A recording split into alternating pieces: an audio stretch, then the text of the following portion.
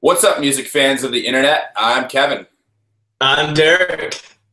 And together we are last week's album, where we're bringing you two opinions on the best new music. And in this episode, we're reviewing the album Ivy Tripp by Waxahatchee and answering the big question: for an album about directionlessness, does it wander aimlessly or clear a path to discovery? But before we get into all that, we'll kick things off like we always do, keeping it light, drinking a beer. Cheers, Derek, and everyone at home. Cheers, Kevin, everyone at home. And let's start with a little background on Waxahatchee. She, being Katie Crutchfield, is actually an American singer-songwriter and guitarist. Her project here, Waxahatchee, is named after a creek in Alabama near where she grew up. However, she currently resides in Philadelphia. She sort of started out in punk bands. She was in one earlier with her twin sister, a band called P.S. Eliot. Awesome band name, by the way. And she's since gone solo. She came out with 2012's debut, American Weekend. And not long after that, her second album in 2013, Cerulean Salt, adding some bass and drums. Now she's signed to Merge Records, and this is her third album, which is a made-up concept that she describes as directionlessness. So, with all that being said, let's talk about what it sounds like. Derek, what do you think?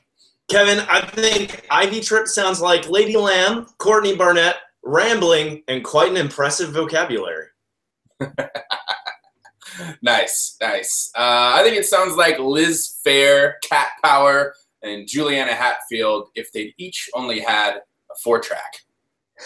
So think about all that, and that'll give you an idea of what this album sounds like. Let's talk about some key tracks to give you more of an idea. Derek, what are you going with? I'm going with Under a Rock. All right, I'm going to go with Gray Hair, so why don't you kick us off with Under a Rock? That one comes earlier on the album. That's right. It's the second track. This one really features a strong vocal melody, cascade of fuzzy electric guitars, a bass snare, a heavy drum beat, which works in tandem with the guitar riffs, especially later on and during the post-chorus.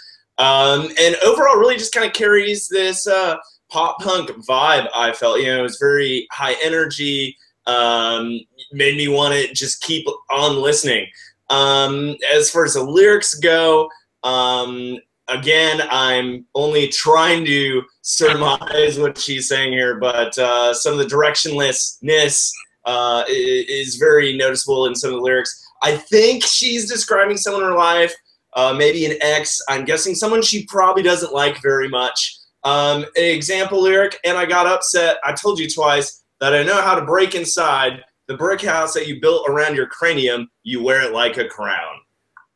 So, you know, lyrically it was very intriguing. I just really dug the sound, so that made it my key track.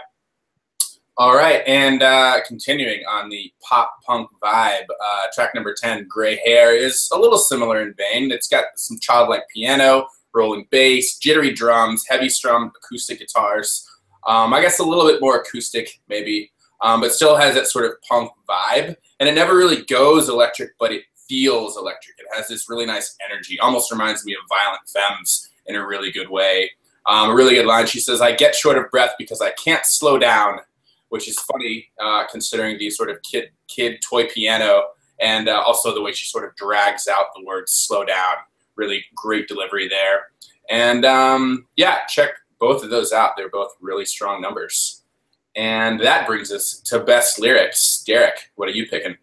I'm taking one off the track Bonfire, and she says, "You splatter your logic like I came here to see the first day of your life." I just thought that was really funny, kind of two very contrasting ideas, and mostly splattering of logic.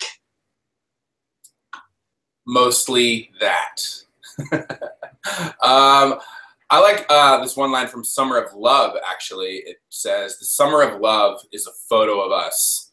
And it's really nice in the song. She kind of repeats it a few times. And it's just a beautiful line. It's very succinct, excuse me, but still packs a really powerful punch, which is something she's really good at lyrically. These sort of cryptic and inventive and poetic, but still very efficient lines. So there's that, and let's get to the overall rating and the big question for an album about directionlessness. Does it wander aimlessly or clear a path to discovery? Derek, what do you think? Kevin, I think yes. I think it does, you know, kind of wander. You know, it's got this very strong creative tone throughout.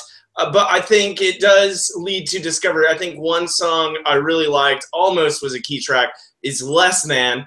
And I'm not even going to talk about the fact that the title is actually the, you know, mathematical symbol for less than. But here the song at a few points seems to break down as some of the instruments just kind of go their own way. Ultimately, you know, find their way back into rhythm and melody.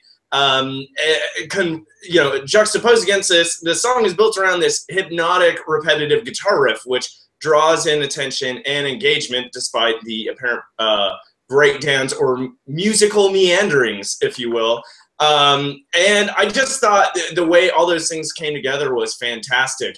Lyrically, that one definitely was, I guess you could say, a little sparse as far as the words go, but again, very cryptic, efficient. It kept me going back through it just to see if I could, you know, glean anything further. I couldn't. So that being said, I'm giving this an overall rating of 4 out of 5. Really like the lyrics, you know, maybe some of the lack of cohesive or definitive storyline that presents some challenges as a listener, but overall I think the creativity, the diction, the creative, you know, the vivid images that are depicted more than make up for that. All right, all right. Well, we'll kind of agree. I agree that at times it wanders and at times it really finds its way. I know that Waxahatchee is really known for her more simpler, more acoustic ballads, but I'm really enjoying more ambitious stuff on this album. Sometimes some of the tracks feel a little bit more like demos than sort of fully fleshed out songs. I think the simplicity is great, and it really lets her lyrics, to your point, Derek, really shine. But it also left me wanting more just from the instruments occasionally. I think she's got a really unique voice and style, this sort of indie punk folk thing going on. And I think it's a great step forward for her stylistically with a lot of variety. But overall, I'm giving it a 3 out of 5. There just wasn't enough of that variety for me personally. So there you go, a 4 out of 5 from Derek, a 3 out of 5 from myself. That's a 7 out of 10, which means you should definitely check out Ivy Tripp by Waxahatchee and let us know what you guys think. And as always, don't forget to subscribe to us here at Last Week's Album, where we're bringing you 2 opinions on the best new music. And as always, I'm Kevin. I'm Derek. And we'll see you next time, guys. Cheers.